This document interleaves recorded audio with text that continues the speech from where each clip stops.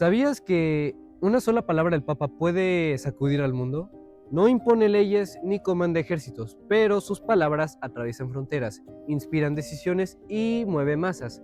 ¿Estamos ante una figura espiritual o un poder simbólico de impacto global? Nosotros somos Notimpacto y el día de hoy te traemos un tema que ha sido bastante controversial y ha sido tendencia no hace mucho. Respaldados por expertos y una socióloga, el día de hoy te vamos a traer un punto de vista mucho más profesional, así es que quédate aquí para no perdértelo.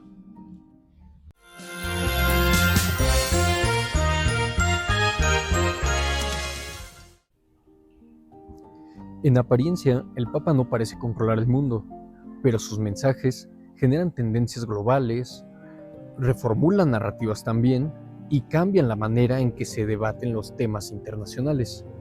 Y es que con más de 1.400 millones de fieles, su voz supera la de muchísimos presidentes. Y en su liderazgo, ya sea liberal o conservador, la verdad es que cambia no solamente el impacto en temas de fe, sino también en la agenda política y cultural. Para algunos, su figura es símbolo de unidad espiritual. Para otros, una mezcla de poder e influencia política encubierta. ¿Qué representa realmente el Papa? El Papa es el vicario de Cristo. ¿Y qué representa la figura? Pues justamente, ¿no? Vicario quiere decir, es aquel que da a parecer la figura del buen pastor. Y para comprender quién es el Papa y lo que representa para la Iglesia Católica y todos los cristianos católicos, pues tenemos que referirnos a aquel pasaje del Evangelio de San Juan y Mateos capítulo 16. Pues ahí en Mateos capítulo 16, Pedro, el apóstol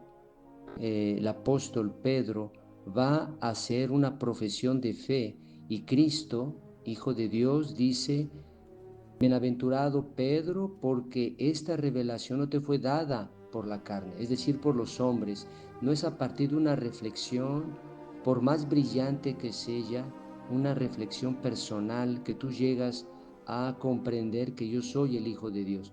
Esto es una revelación que te viene del Padre del cielo. Entonces, una revelación y Pedro realiza aquí su profesión de fe.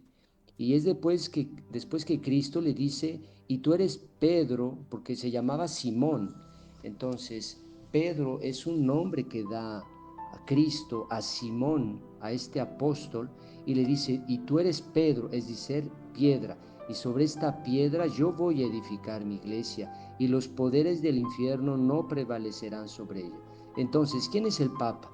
El Papa es aquel que profesa la fe de Cristo, aquella fe que Pedro profesó en ese momento delante de Cristo, el Hijo de Dios. Entonces, ¿quién es? Es aquel que confesa la fe.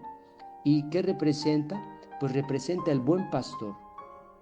Cristo también menciona, y pues se puede verificar ahí en el capítulo 21 de San Juan. ¿Y qué dice? Entonces, Pedro una vez más va a confesar su amor por Cristo y nuestro Señor le dice: pues bien, apacienta mis ovejas, apacienta mis ovejas. Entonces, ¿qué representa la figura del Papa? Representa el buen pastor, una figura que es decir, que lleva los cristianos a los pastos, ¿no? Porque eso es lo que representa el buen pastor, a los pastos de la doctrina, a los pastos donde van a ser confortados, cuidados. Eso es lo que representa el Papa. Entonces, sin aquel contexto que yo mencioné de la fe y de lo que representa el catecismo, entonces estaríamos entrando, yo daría una respuesta fuera de contexto, es decir, apenas una respuesta del punto de vista social, desde el punto de vista humano, y el Papa se entiende primero desde el punto de vista de la fe. Pero más allá de lo espiritual, su historia está llena de momentos en los que su voz ha trascendido lo religioso. Originaria del auge del cristianismo en Occidente, la figura papal rivalizó emperadores y reyes. Aunque su poder político ha menguado, su autoridad se ha fortalecido como cultural y moral. La religión católica se encuentra en el top de las religiones donde más tienen adeptos y representa como un mensaje de paz, un mensaje solidaridad, pero también es una figura clave para poder visualizar los diferentes acontecimientos que pueden surgir en el mundo. Por ejemplo, en este caso, todos los conflictos geopolíticos, el Papa siempre tiene un mensaje que dar. Sin embargo, su rol como líder de opinión no siempre es percibido de la misma manera por todas las generaciones. Las generaciones anteriores eran como, ya lo dijo el Papa, y eso es una ley lo que está diciendo el Papa, y actualmente los jóvenes considero a veces que han perdido una dirección, no tienen una fe en lo que quisieran creer. Si quieren creer en una piedra, no tienen esa fe de creer en una piedra, ya no precisamente en un ser superior, sino que están en una búsqueda constante. En su camino no hay una dirección, no hay un acompañamiento en lo que creen.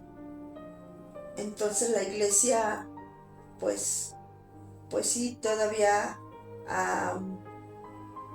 tiene cierto poder a cierto tipo de personas y cierto tipo de géneros.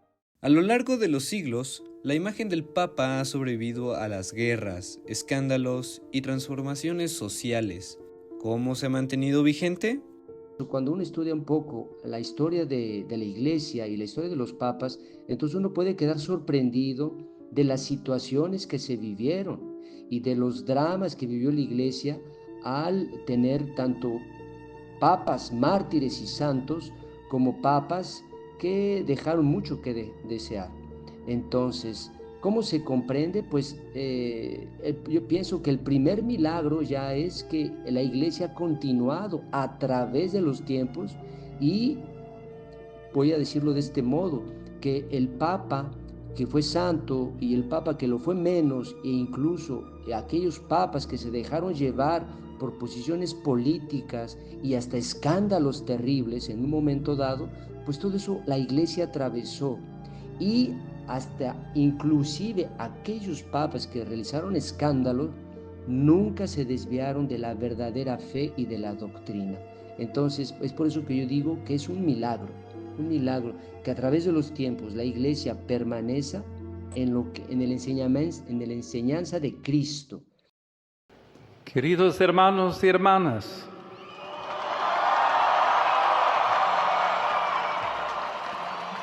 en esta última catequesis dedicada a la vida pública de Jesús, reflexionamos sobre el texto evangélico de la curación del sordo-mudo, aquella persona enferma que no podía hablar ni oír, fue llevado por otros a la presencia de Jesús. En este gesto de fraternidad podemos ver la imagen de la Iglesia que acompaña a todos al encuentro del Señor. Hoy, León XIV, de origen estadounidense peruano y graduado como matemático de Villanova University, representa una imagen mucho más renovada, diplomática, global y mediática.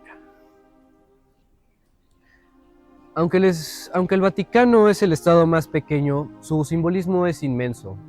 Se posiciona sobre temas como derechos humanos, justicia social, cambio climático y migración, ejerciendo así un soft power global bastante efectivo.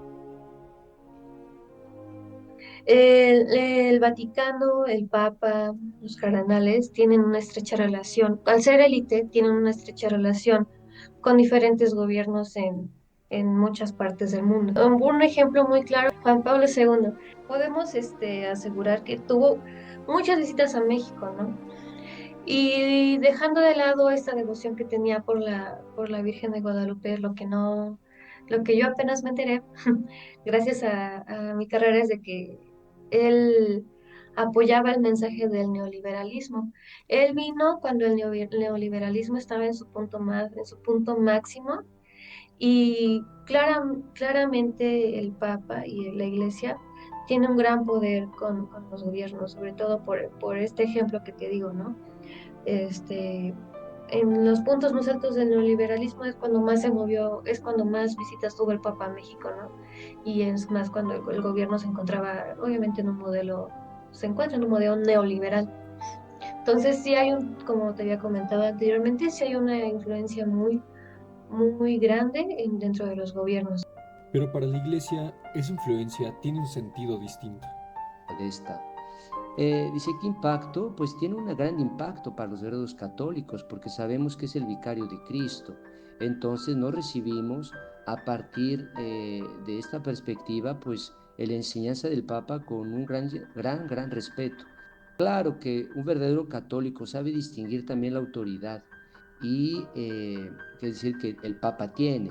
Por ejemplo, el Papa, él tiene muchos discursos, pero el verdadero católico sabe distinguir entre todos esos discursos cuál es el discurso de la fe.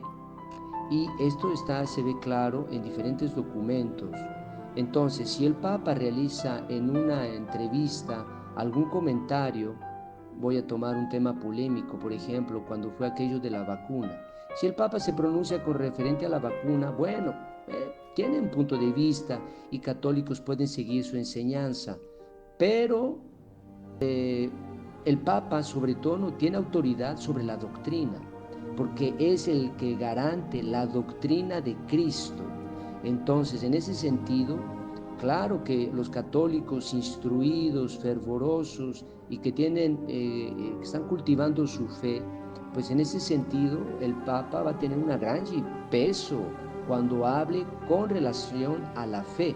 Pero como mencioné un poco más atrás, la fe permanece la misma desde Cristo y cada Papa entonces es garantía de que esta fe y la enseñanza se continúe. ¿Cree usted que el Papa puede influir más allá del ámbito religioso? Claro, con su persona toca mucho, lo vemos con el Papa Francisco. El Papa Francisco influyó no solamente entre los católicos, sino también entre mucha gente alejada de la Iglesia. Entonces, claro que tiene una influencia política y social, claro que sí. El Papa liberal impulsa sus valores de inclusión, diversidad, equidad y diálogo global, mientras que el Papa conservador refuerza sus posturas tradicionales sobre la sexualidad, moralidad y orden jerárquico. Ambos modos de liderazgo configuran, aunque no ejercen control directo, una arquitectura simbólica. Dirigen valores, percepciones mediáticas y comportamientos colectivos. Sí, ponen en riesgo el comportamiento de las masas. La religión es algo colectivo. Ese tipo de personas, ese tipo de comunidades, la iglesia dice, aquí tengo un espacio para ti. A mí no me interesa tu elección de sexo o no sé cómo te denomines, eres un ser humano, eres hijo de Dios y aquí hay un lugar. Pero para la Iglesia, sin embargo, no implica un cambio doctrinal. Lo que concierne para la Iglesia Católica hasta que Cristo regrese va a mantener la misma doctrina. Y bueno, como fue mostrado por el Papa Francisco, que dio un gran auge a acogimiento de las periferias existenciales, pues eso fue muy bueno. Entonces, pues vamos a seguir practicándolo, ¿no? Porque Cristo nos lleva, como mencioné, nos lleva a los pobres. Entonces, si no acogemos a los pobres, si no acogemos la diferencia, no somos discípulos de Cristo. Somos llamados a acoger la diferencia. Somos llamados a acoger los homosexuales. Somos llamados a acoger todos aquellos que están en las periferias existenciales. Sí, pero también Cristo acogió a la prostituta en Juan capítulo 8. Él perdonó a la prostituta. La iglesia perdona los pecados. Pero después, ¿qué dice Cristo en el Evangelio? Dice, ¿alguien te condenó, mujer? Dice, nadie me condenó, Señor. Y dice Cristo, yo también no te condeno. Y aquí, escuchen bien, dice, va y no peques más. Entonces, cuidado de decir, vamos a coger a todos. ¿Quiénes somos nosotros para juzgar? Yo no soy nadie para juzgar un pecador. Es verdad, es Cristo que juzga. Pero Cristo, ¿qué faló ahí? Dice, va, yo te perdono, ¿no? Y no peques más, conviértete. Y de hecho también va a ser las primeras palabras de Cristo en el Evangelio de Marcos. El reino de Dios llegó, conviértanse y crean en el Evangelio. Entonces, es una falsa misericordia decir, sí, yo no te juzgo, yo te acepto con el pecado. Tú eres un asesino, está bien, yo no te juzgo, sigue matando a la gente. No, pues, no, la iglesia es firme con relación a la doctrina, pero misericordiosa. Entonces, yo te perdono los pecados, pero va y no peques más. Si no, la iglesia no estaría ayudando realmente al pecador, no le estaría abriendo un panorama de conversión. Entonces, es así como la iglesia se mantiene, es decir, va a mantener hasta el regreso de Cristo su doctrina.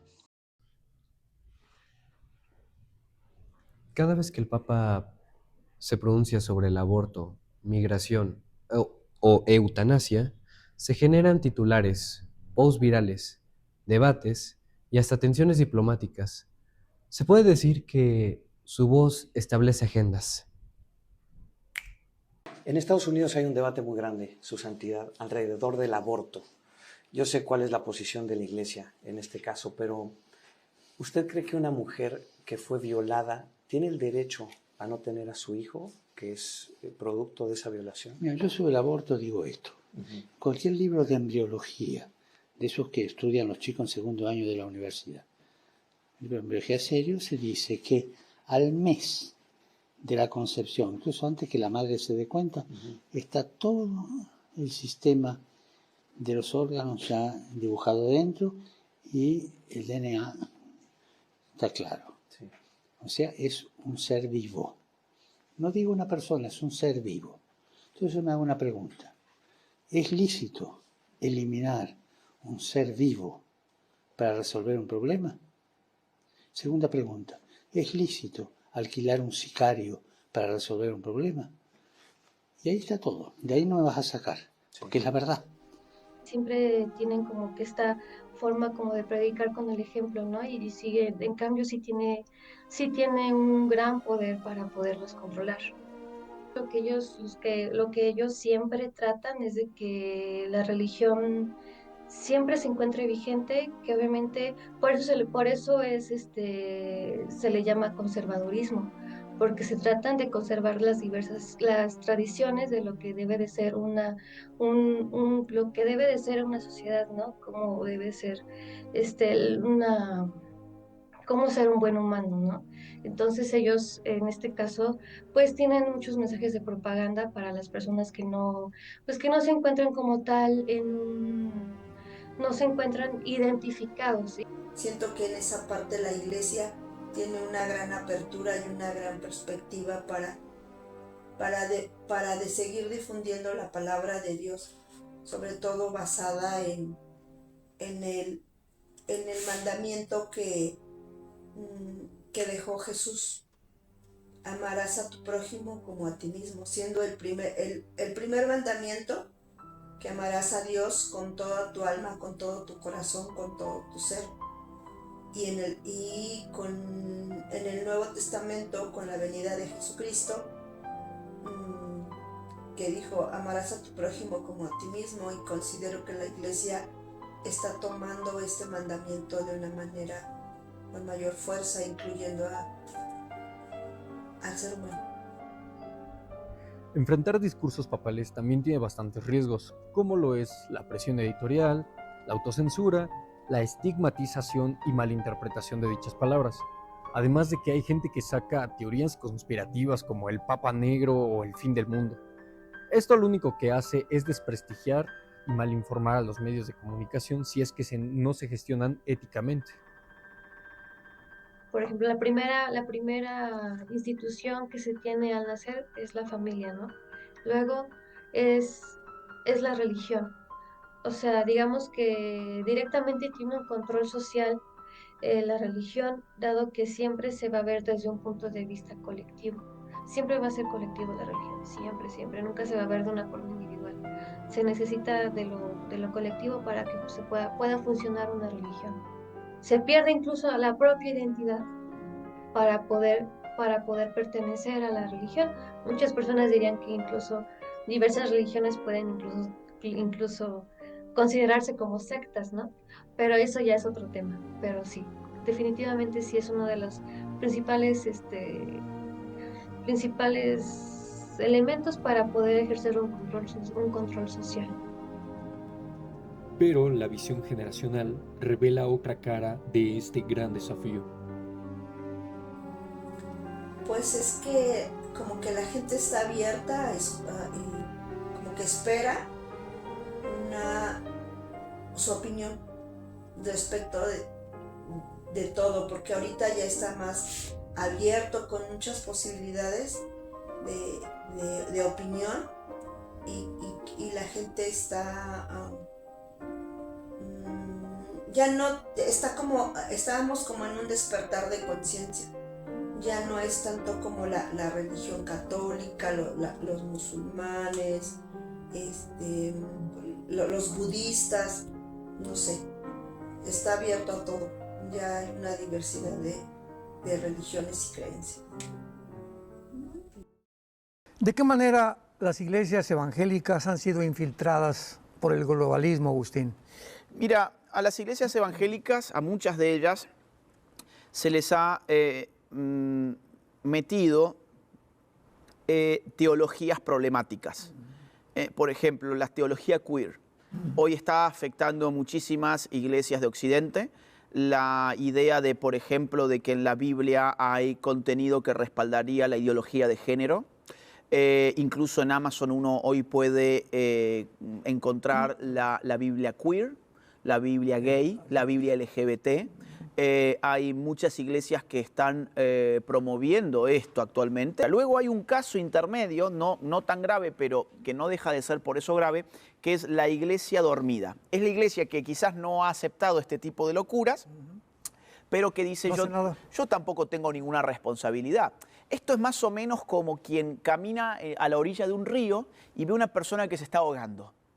Bueno, uno puede hacer dos cosas, o salva a esa persona o sigue caminando hacia donde fuera que estuviese yendo. Es como que si yo no salvo a esa persona, yo me quedo tranquilo porque digo, bueno, yo no la empujé.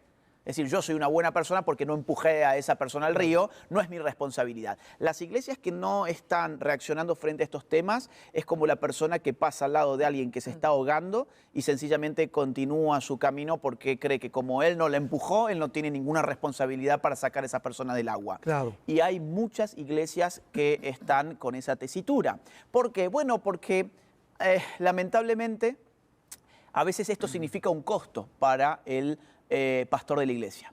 A veces hay un costo. ¿Cuál es el costo? De que hay gente que va a la iglesia buscando anestesia. Y no hemos sido llamados a anestesiarnos. Exacto. Es decir, busca un espacio donde pueda aislarse del mundo. Cuando en realidad, hasta donde yo sé, yo no soy teólogo, pero hasta donde yo sé, se nos ha llamado a ser sal en el mundo y luz en el mundo. No luz dentro de cuatro paredes, ni sal dentro de cuatro paredes.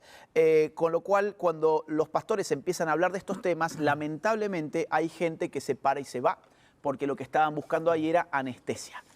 Y eso es un gran problema que habrá que ver cómo se resuelve.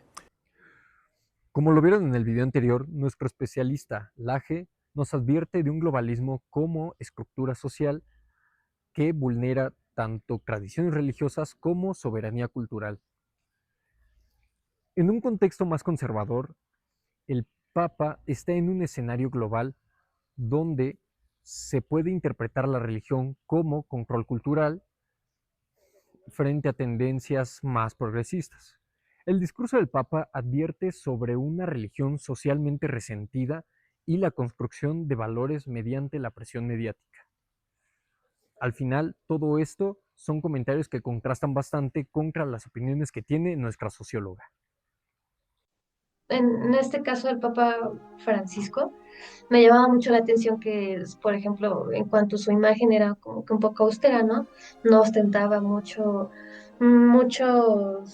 simbolismo, no ostentaba, era una persona, digámoslo así, sencilla, ¿no? En este caso, desde el punto de vista sociológico, hay un estudio llamado la teología de la liberación. La teología de la liberación está sustentado con la teoría de Karl Marx y en este caso hay muchos padres incluso que son marxistas. Entonces, en este caso con conciencia de clase, ¿no? En este caso, digamos que el Papa Francisco tenía cierta conciencia de clase al ser la máxima figura, no ostentar con muchos lujos, de ser muy sencillo, ¿no? Y en este caso, como te digo, hay mucha sociología dentro de la religión, como es otra cara, ¿no? Que podemos ver de la religión, aparte de lo tradicional. Pero más allá de la imagen del Papa, el reto para la Iglesia se encuentra en cómo las nuevas generaciones viven o no la fe. Pues igual, desde mi experiencia, no ven como al Papa como una figura clave, ¿no? No ven como... por ejemplo, esta generación, yo creo que la Iglesia la va dejando de lado más, ¿no? Yo creo que cada generación tiene diferentes intereses, diferentes cosas que seguir, ¿no? Por ejemplo, yo siento que la generación antes de lo que son los millennials, o lo que son que se les dice boomers, yo creo que tenían a la iglesia casi al lado de la familia, ¿no? Va ligado a la familia, ¿no? La religión de las generaciones anteriores veían a la religión como una dirección para poder organizar bien su vida, identificarse, ¿no? Se identificaban más con la religión.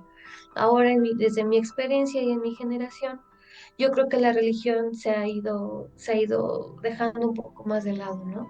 Pero pues siempre, como te había comentado anteriormente, tiene un poder tan grande y significa tantas cosas que que nunca se va, es muy difícil de no dejarla de lado, ¿no? Sobre todo porque siempre está muy ligada en un país que es México, que es sumamente católico y que en este caso cuando es el 12 de diciembre, pues hay toda una movilización cuando es con lo de la Virgen de Guadalupe, ¿no? Entonces, pues se va dejando un poco de lado, pero siempre va a estar ahí, ¿no? Es algo que es complicado que se pueda eliminar completamente, de verdad. En ese sentido, otras voces advierten sobre cómo el mensaje principal papal puede cruzar la línea de lo espiritual hacia lo político. Bueno, pues es que cada uno tiene sus propios pensamientos, sus propias creencias y ahora sí que cada quien es libre de pensar o de seguir lo que el Papa diga, pero de alguna forma si hay algún contubernio o alguna coordinación entre la política y la iglesia, es como vamos a unirnos para ganar. Gana la iglesia algo y la política también. Lo cierto es que, entre la fe y la política, las fronteras a veces parecen claras o difusas. Al final, cada mirada es distinta y comprender el panorama requiere observar ambos lados, algo que queda reflejado en la respuesta que escucharemos a continuación. El Papa no controla la orden mundial, y si existe algún orden mundial es del lado de los hombres de este mundo, los poderosos de este mundo. Y una opinión personal, pues si este orden mundial, pues sí, porque vemos de aquí normalmente a 5 años la Agenda 2030, entonces quiere establecer toda una serie de criterios para unir la humanidad, pero yo pienso, no sé si va a conseguir porque quedan 5 años. Por ejemplo, uno de los criterios de la Agenda 2030 o de este control es que gustarían que el aborto fuera ya un derecho para todo el mundo, para todo el mundo. Y pues no sé, porque vemos la situación en Estados Unidos, pues no está funcionando, ¿eh? El Papa no controla ningún orden mundial. Si fuese controlado, entonces yo diría, ¿quién lanzó la Agenda 2030? ¿Quién lanzó los criterios para unir la humanidad? Y bueno, pues la Agenda 2030 está en la ONU, ¿no? ¿No es? ¿No es verdad? Entonces no es el Papa, no es el Papa. Aquí en el caso sería la ONU.